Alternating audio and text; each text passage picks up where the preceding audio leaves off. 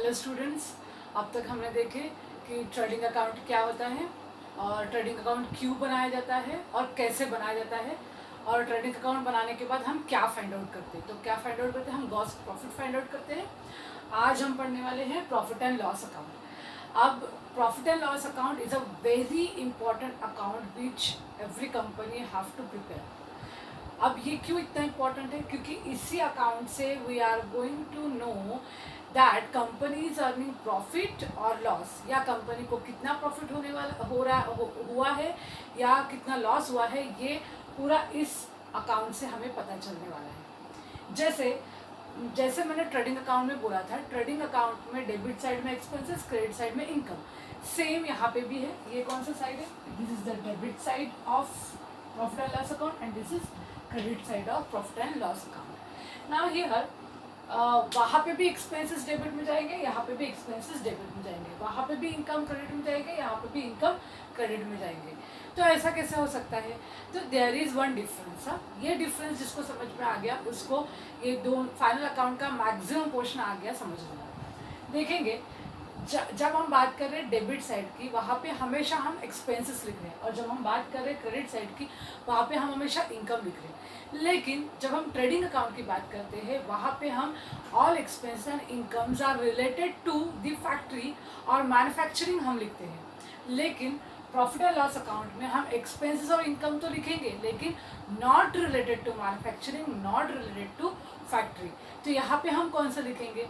देखिए मैं यहाँ पे लिख रही हूँ, ये अलग से यहाँ पे प्रॉफिट एंड लॉस अकाउंट में हम वो सारे एक्सपेंस और इनकम के एंट्री करेंगे which are related to office. इसको क्या बोलते हैं? रिलेटेड टू ऑफिस और एडमिनिस्ट्रेशन। एडमिनिस्ट्रेशन मतलब भी ऑफिस होता है, ऑफिस एडमिनिस्ट्रेशन, ठीक है।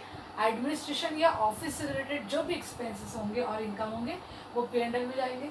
इसी तरीके से इसी को हम बोलते हैं इनडायरेक्ट एक्सपेंसेस बोलते हैं। इनडायरेक्ट एक्सपेंसेस जो होंगे वो यहाँ जाएंगे। और कौन से एक्सपेंसेस आ जाएंगे? सेलिंग। सेलिंग से रिलेटेड कोई भी एक्सपेंस होंगे, सेलिंग एक्सपेंसेस और डिस्ट्रीब्यूशन एक्सपेंसेस। डिस्ट्रीब्यूशन एक्सपेंसेस जो होंगे ये सारे, ये चारों पांचों टाइप के एक्सपेंसेस कहा जाएंगे P&L के डेबिट में, चाहे हम एक्सपेंसेस बोलो या चाहे इनकम बोलो। तो which are related to office administration, indirect expenses आ लिखते हैं, सिर्फ इनडायरेक्ट लिखते हैं। सेलिंग या डिस्ट्रीब्यूशन से रिलेटेड जो भी हेड्स होंगे वो प्रॉफिट एंड लॉस के डेबिट और क्रेडिट में जाएंगे। तो चलिए एक एक हेड देखते हैं। प्रॉफिट एंड लॉस अकाउंट में क्या क्या रहेगा? सैलरी। सैलरी हम किसे देते हैं? एम्प्लॉयज़ को देते हैं। एम्प्लॉयज़ कहाँ वर्क करती है? ऑफिस में, यानी एडमिनिस्ट्रेशन का काम करती है, और इसलिए P&L के डेबिट साइड में हो जाएगा। प्रिंटिंग एंड स्टेशनरी, प्रिंटिंग का काम ये कहीं से भी मैन्युफैक्चरिंग से रिलेटेड नहीं है, तो ये किससे? ऑफिशियल वर्क से रिलेटेड है, P&L के डेबिट में। एक्सपोर्ट ड्यूटी, जैसे हमने इंपोर्ट ड्यूटी ट्रेडिंग के डेबिट में लिखा था, एक्सपोर्ट ड्यूटी हम कहाँ लिखेंगे? प्रॉफिट एंड लॉस के डेबिट में। एक्सपोर्ट करना मतलब क्या है? सेल करना। सेल करना मतलब sale in a different country. अपने कंट्री के बाहर जब हम कोई प्रोडक्ट को सेल करते हैं तो उसे क्या बोलते हैं? एक्सपोर्ट करना बोलते हैं। इसके अलावा यहाँ पे दिया हुआ है एडवर्टाइजमेंट। एडवर्टाइजमेंट ये किससे रिलेटेड है? सेलिंग से रिलेटेड है, तो एडवर्टाइजमेंट यहाँ पे आ जाएगा। कमीशन। कमीशन हम किसे देते हैं? कोई जब हमारा काम करके देता है, किसी कोई एम्प्लॉय हो या कोई पर्सन हो जिन्होंने हमारा काम करके दिया है, उसे हम क्या करेंगे? देंगे, कमीशन देंगे। तो कमीशन भी प्रॉफिट एंड लॉस का यानी ऑफिशियल रिलेटेड एक्सपेंस है। डिस्काउंट है, हम क्या करते हैं? कस्टमर्स को डिस्काउंट देते हैं, तो वो डिस्काउंट भी कहाँ आएगा? प्रॉफिट एंड लॉस के डेबिट में। यहाँ पे देखेंगे कि इतना पोर्शन जो है विच इज़ वेरी इंपॉर्टेंट। जब भी आप लोग फॉर्मेट बनाएंगे, क्वेश्चन को सॉल्व करने के लिए फॉर्मेट बनाएंगे, ये हमेशा लिख के रख देना है। अब ये है क्या?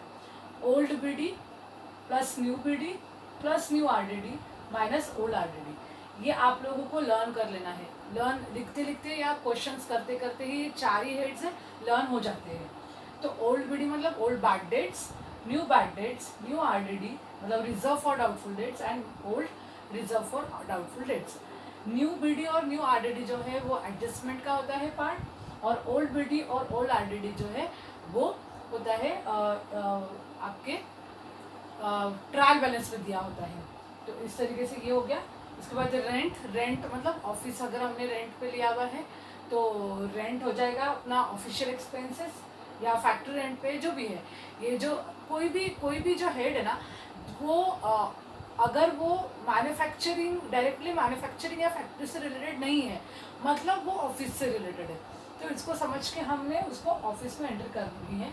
यहाँ पे कुछ डेबिट्स के P&L account has no limitations, मतलब कोई भी टाइप के मैन्युफैक्चरिंग के अलावा जो भी एक्सपेंसेस होंगे वो सारे के सारे P&L में आएंगे। तो ये बहुत सारे होंगे, इसको लिमिट नहीं कर सकते, डिपेंड करता है कंपनी का काम क्या है, कंपनी किस टाइप के खर्चे अपने बिजनेस के लिए करती है। ये आप लोग आइए, आप चेक कर सकते हो, आपके बुक में बहुत सारे टाइप के एक्सपेंसेस दिए हुए हैं, और क्वेश्चंस जैसे से आते जाएंगे वैसे से अलग अलग हेड्स आएंगे। मैंने मैक्सिमम कवर करने की कोशिश की हुई। यहाँ पे देखिए ट्रैवलिंग एक्सपेंसेस है। ट्रैवलिंग, यस डेफिनेटली, कोई एम्प्लॉई या खुद ओनर एक अपने कंपनी से, अपने शहर से दूसरी जगह जाता है, तो कंपनी के काम से अगर जा रहा है तो कंपनी उसको खर्चा देगी, that will be travelling expenses. इसके बाद ऑडिट फीस क्या होता है? whenever at the end of the year actually, or in between also, some CA will come to your business and will check or will correct your accounts.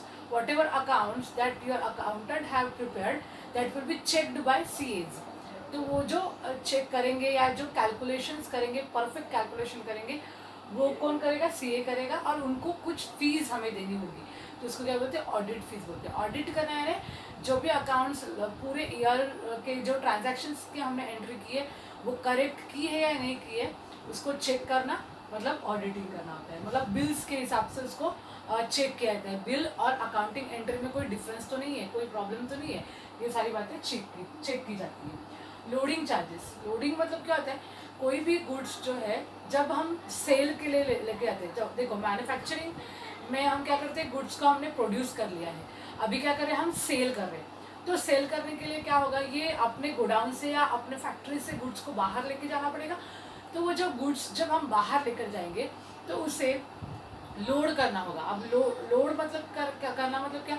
जैसे कि truck में डालना, या ट्रेन में जा रहा है तो ट्रेन में डालना, शिप में जा रहा है तो शिप में डालना। तो ये सब के लिए बहुत लंबी प्रोसेस होती है, और ये प्रोसेस में कुछ लेबर्स भी, कुछ एक्सपेंसेस भी हमें लगते हैं, तो उसी को क्या बोला है? लोडिंग एक्सपेंसेस बोले हुए हैं।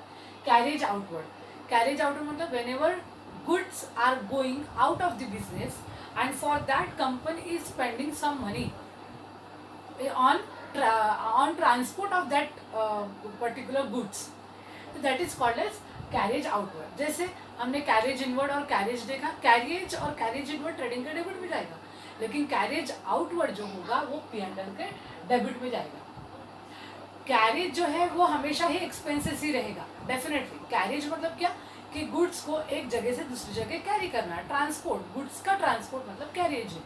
अब ये जो कैरेज आउटवर्ड हम P&L के डेबिट में ले रहे हैं, because this is related to selling और एडमिनिस्ट्रेशन। मतलब अब क्या हो रहा है, गुड्स तैयार हो गए हैं, हम बेचने के लिए बाहर भेज रहे हैं, तो कहा जा रहा है गुड्स आउटसाइड जा रहे हैं, तो कैरेज आउटवर्ड, तो क्या होगा, ये P&L के डेबिट में जाएगा। उसके अलावा लीगल चार्जेस, लॉयर होता है, लॉयर हमारे बहुत सारे काम करके देते हैं, कंपनी में बहुत इंपॉर्टेंट है लॉयर और सीए। तो कोई लीगल चार्जेस हम पे कर रहे हैं, या कोई रजिस्ट्रेशन कर रहे हैं, या किसी भी तरीके के लीगल डॉक्यूमेंट्स बनाने के लिए हम कोई खर्चा कर रहे हैं, तो वो क्या है? लीगल चार्जेस है। रिपेयर्स हो गए, मेंटेनेंस हो गया, हमारे पास बहुत सारी मशीन्स है, बहुत सारे इक्विपमेंट्स है, बिल्डिंग्स है, हमारी खुद फैक्ट्री की जगह है, बहुत बार हमें रिपेयर का काम आता है, मेंटेन करना होता है, उसको मेंटेनेंस का खर्चा आता है। जैसे हमारे पास 4-5 ट्रक है, हमारे खुद के ट्रक है, या हमारी कोई मशीनरी है, उसको मेंटेन करना है, ऑयलिंग करना है, उसकी सर्विसिंग करना है, वो अगर कुछ बिगाड़ा है तो उसको रिपेयर करना है, तो ये सारे एक्सपेंसेस भी होंगे। लेकिन ये एक्सपेंसेस सारे कहाँ जाएंगे? ऑफिशियल एक्सपेंसेस में कंसिडर किए जाएंगे, एडमिनिस्ट्रेशन एक्सपेंसेस में कंसिडर किए जाएंगे, और इसलिए P&L के डेबिट में जाएंगे। एंटरटेनमेंट एक्सपेंसेस मतलब जैसे कंपनी में एम्प्लॉयज़ के लिए बहुत कुछ एंटरटेनमेंट की भी फैसिलिटीज़ होती है, जैसे कल्चरल इवेंट ले रहे हैं, कोई पार्टी दे रहे हैं, तो उसका भी खर्चा कहाँ से करेंगे? बिजनेस से करेंगे, और इसलिए इसको भी कहाँ लिखे हैं? प्रॉफिट एंड लॉस के डेबिट साइड में। इस तरीके के बहुत सारे हेड्स हैं P&L में, जैसे जैसे अपने क्वेश्चंस में आते जाएंगे हम वैसे वैसे और उसको डिटेल में पढ़ते जाएंगे। इसके अलावा देखेंगे क्रेडिट साइड में क्या बोले मैंने? इनकम जाएगा। ये क्या है? एक्सपेंसेस हमने अभी पढ़ लिए, ये हमेशा एक्सपेंस होता है डेबिट साइड, और क्रेडिट साइड हमेशा होता है इनकम।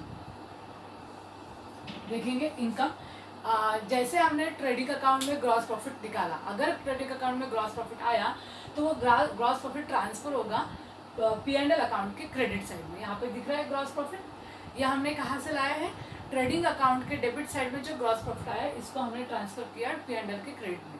अगर ग्रॉस लॉस आएगा तो डेफिनेटली P&L के डेबिट में आएगा, बहुत रेयर केसेस में ग्रॉस लॉस आता है। उसके बाद नेक्स्ट हेड है कमीशन। कमीशन, जैसे हमने यहाँ पे किसी को कमीशन दिया है वैसे अगर हमने किसी का काम करके दिया या कोई किसी काम से हमें कमीशन मिला है that will B commission received. यहाँ पे कमीशन मैंने लिखा है, बुक्स में आप लोग को कमीशन रिसीव्ड मिलेगा, मीनिंग एक ही है। क्रेडिट साइड में कोई भी हेड आना मतलब ही वो क्या है, इनकम है। देखेंगे कमीशन जो है यहाँ पे भी दिख रहा है आपको, डेबिट साइड में भी दिख रहा है और यहाँ पे क्रेडिट साइड में भी दिख रहा है। मतलब क्या है, ये एक्सपेंसेस भी हो सकता है और इनकम भी हो सकता है। उसी तरीके से नेक्स्ट है रेंट। रेंट देखेंगे ये भी डेबिट में भी है और क्रेडिट में भी है, ठीक है। तो रेंट मतलब जैसे फॉर एग्जांपल कि हमने रेंट पे जगह किसी को दिए हैं। पहले हम एक केस लेते हैं कि हमने किसी से जगह लिए हैं, हमने रेंट पे जगह लेके हम अपना बिजनेस स्टार्ट कर रहे हैं। तो हमें क्या करना होगा, रेंट देना होगा। रेंट देना होगा मतलब पेड करना होगा, और वो रेंट पेड हम कहाँ से पेड करेंगे, मतलब क्या होगा, अपने लिए वो एक्सपेंस होगा। और अगर हमारा ऑफिस है या हमारी फैक्ट्री है या हमारी जगह है, उसमें से कोई एक शोरूम या कोई पार्ट जो अपने बिजनेस से रिलेटेड है उसको हमने किसी को रेंट पे दिया है, तो उससे रेंट क्या होगा, हमें मिलेगा, ना कि हमें देना पड़ेगा। तो वो जो रेंट मिलेगा वो का क्या होगा, इनकम होगा। उसके बाद डिस्काउंट, जैसे हमने यहाँ पे डिस्काउंट देखेंगे कुछ हेड्स रिपीट हो रहे हैं इनकम में भी और एक्सपेंसेस में भी। डिस्काउंट, जैसे हमने डेटर को डिस्काउंट दिया है ना। डेटर्स मतलब कौन, डेटर्स या कस्टमर्स डेटर हो सकते हैं, ठीक है। तो कस्टमर्स को जैसे हमने डिस्काउंट दिया है वैसे ही हमें क्रेडिटर ने डिस्काउंट दिया है। मतलब हमें यहाँ पे डिस्काउंट मिला है, डिस्काउंट रिसीव। अगर हम गुड्स परचेज करते हैं क्रेडिटर से तो हमें डिस्काउंट मिलता है, तो डिस्काउंट क्या हो जाता है, रिसीव हो जाता है। उसी तरीके से इंटरेस्ट को भी हम अच्छे से समझ लेते हैं। अब इंटरेस्ट मतलब क्या होता है, इंटरेस्ट रिसीव, यहाँ पे क्या हो रहा है, इंटरेस्ट रिसीव्ड हो रहा है। ये सारी चीज़ें जो है वो किससे रिलेटेड है, रिसीव्ड से रिलेटेड है। ये सारी चीज़ें क्या हो रही है, रिसीव्ड हो रही है। वैसे ही इंटरेस्ट जो है ये डेबिट साइड में भी, P&L के डेबिट साइड में भी आता है। अब इंटरेस्ट मतलब क्या, तो सभी बच्चों को, सभी को कॉमनली पता है कि हम किसी को लोन देते हैं तो उसके ऊपर जो हमें रिटर्न में मिलता है तो उसको क्या बोलते हैं, इंटरेस्ट बोलते हैं। या हमने जैसे हमारा बिजनेस है, हमने किसी बैंक से लोन लिया है, किसी बैंक से क्या क्या हमने लोन लिया है, तो हमें क्या देना होगा, इंटरेस्ट देना होगा। ये सभी को पता है। तो इंटरेस्ट जो हम वो दे रहे हैं वो इंटरेस्ट क्या कर रहे हैं, पेड कर रहे हैं। दे रहे मतलब पेड कर रहे हैं, तो वो पेड मतलब क्या हो जाएगा, कंपनी के लिए एक्सपेंस हो जाएगा। तो हमने कहा लिखे P&L के डेबिट साइड में लिखे। अब यही इंटरेस्ट की हम बात करते हैं, लेकिन बिल्कुल अपोजिट तरीके से। अब ये जो मैंने इंटरेस्ट बोला, बैंक से अगर हमने लोन लिया है तो उन्हें हम इंटरेस्ट देंगे, बैंक को क्या करेंगे, हम इंटरेस्ट देंगे। लेकिन बहुत बार कंपनी जो है वो अपना अमाउंट, जो रिजर्व अमाउंट या उनके पास जो बचा हुआ अमाउंट होता है उसको क्या करते हैं, इन्वेस्ट करते हैं। और ये अमाउंट इन्वेस्ट करने के बाद, इन्वेस्ट किसी भी तरीके से कर सकते हैं, तो इन्वेस्ट करने के बाद उसके ऊपर जो इंटरेस्ट मिलता है तो उसे क्या बोलते हैं, इंटरेस्ट रिसीव्ड बोलते हैं। तो किस केस में इंटरेस्ट रिसीव होगा, इन्वेस्टमेंट के तौर पे। जैसे इन्वेस्टमेंट के तौर पे तुमने किसी को पैसे उधार दिया है, जैसे हमने यहाँ पैसा उधार लिया था, यहाँ पे क्या किया है, उधार पैसा किसी को दिया है। जैसे मेरा बिजनेस है और मैंने मेरी फ्रेंड को पैसे उधार दिए, तो उसको उधार दिए पैसे तो उसके वो इंटरेस्ट पे दिए हैं उधार, तो वो जो मुझे इंटरेस्ट पे करेगी तो वो क्या हो जाएगा, मेरा इनकम हो जाएगा, और इसलिए इंटरेस्ट रिसीव्ड मतलब P&L के क्रेडिट में जाएगा। उसके अलावा profit on sale of assets, definitely देखो कभी कभी बिजनेस में कोई असेट्स होते हैं, बिजनेस बेच देती है कोई भी रीज़न से, जैसे पुराना हो गया, टेक्नोलॉजी पुरानी होगी, तो क्या होता है कि जब भी ये जो असेट हम बेचते हैं तो वो प्रॉफिट में भी बेच सकते हैं या तो लॉस में भी बेच सकते हैं। अगर इस पर प्रॉफिट आता है ऑब्वियस है कंपनी के लिए क्या, जैसे कि सपोज कोई मशीनरी है 50,000 की मशीनरी है और कंपनी उसको 55,000 में बेचा, तो 5,000 क्या हो जाएगा, उनका प्रॉफिट हो जाएगा। तो वो कहाँ आएगा, P&L के क्रेडिट साइड में आ जाए। अगेन वो क्या है, कंपनी के लिए इनकम है। तो इस तरीके से बहुत सारे हेड्स हैं, जैसे जैसे एग्जाम्पल्स में आते जाएंगे वैसे वैसे हम उसको और क्लियर करते जाएंगे। यहाँ पे देखते हैं, अब मेन पार्ट होता है इस पूरे अकाउंट का क्लोजिंग पार्ट। अकाउंट को क्या करना है, क्लोज करना है। अब देखेंगे, फिर से मैं बोलूँगी, लेजर अकाउंट को जैसे क्लोज करते हैं वैसे ही ये भी एक लेजर अकाउंट है, प्रॉफिट एंड लॉस अकाउंट। तो इसको भी वैसे ही हम क्लोज करेंगे। कैसे क्लोज करेंगे, जो अमाउंट बड़ी है वो अमाउंट की टोटल दोनों साइड लिखेंगे और कोई एक साइड बैलेंस आएगा। अगर वो बैलेंस अमाउंट डेबिट साइड में आता है तो वो क्या कहलाएगा, नेट प्रॉफिट कहलाएगा। If profit will come on debit side that will be known as net profit, and if profit और balance amount will come on credit side that will be called as net loss. ठीक है, तो net profit और net loss, ऐसा ये balance amount किस side आता है उस पर डिपेंड करता है। अब ये जो नेट प्रॉफिट होता है ना, ये नेट प्रॉफिट डिस्ट्रीब्यूट होता है। अब हम पिछले साल हमने कहीं डिस्ट्रीब्यूट नहीं किया था क्योंकि सिंगल सेलर था, और सिंगल सेलर क्या कर रहा था, सेल कर रहा था, अपने मतलब बिजनेस चला रहा था, तो पूरा प्रॉफिट भी उसका खुद का था।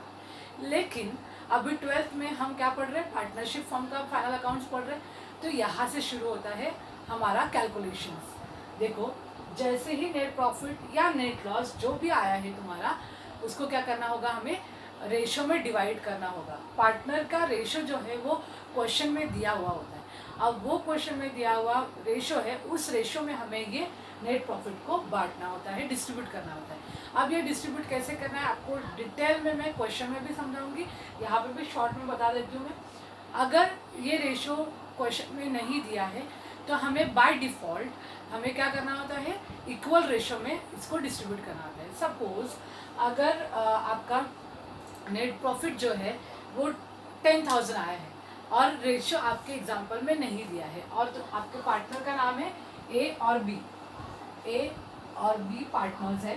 ठीक है, 10,000, तो दोनों को कितने मिलेंगे, 5,000 और 5,000। तो ये इसको क्या बोलते हैं, इक्वल रेशो बोलते हैं। और रेशो में कैसे डिवाइड करना है मैं नेक्स्ट लेक्चर में डिटेल में बताऊंगी। तो आज इतना ही है, और होप कि आपको आप पूरे जो अकाउंट्स है अपने रजिस्टर में लिख रहे हैं प्रॉपर, उसको लिख के याद रखने की कोशिश करना है। मैं ये नहीं बोलूँगी आपको हेड्स याद करने हैं, कोई हेड्स करने की ज़रूरत नहीं है। बहुत बार बच्चों को यही तकलीफ जाती है, बच्चों की क्या डिफ़िकल्टी होती है, वो कैटेगराइज नहीं कर पाते हैं ऑफिशियल एक्सपेंसेस में और फैक्ट्री एक्सपेंसेस में। जिनको ये दो चीज़ों में डिफरेंस करना आ गया तो उनको फाइनल अकाउंट का 90% पार्ट आ गया, ये समझ लेना। तो इसलिए इसको कैटेगराइज करना अच्छे से समझ लो, अच्छे से वीडियोस को देखो, बार बार देखो, कोई चीज़ समझ में नहीं आ रही है तो उसको रिपीट देख के याद रखो। और कोई भी क्वेश्चन या कोई भी हेड याद करने की कोशिश मत करो, क्योंकि आपको समझ के प्रैक्टिस करके इसको याद रखना है, याद करना है। प्रैक्टिस से आपको अपने आप याद हो जाएगा। तो आज इतना ही, और कल के नेक्स्ट लेक्चर में हम और आगे का पढ़ने की कोशिश करेंगे। Thank you.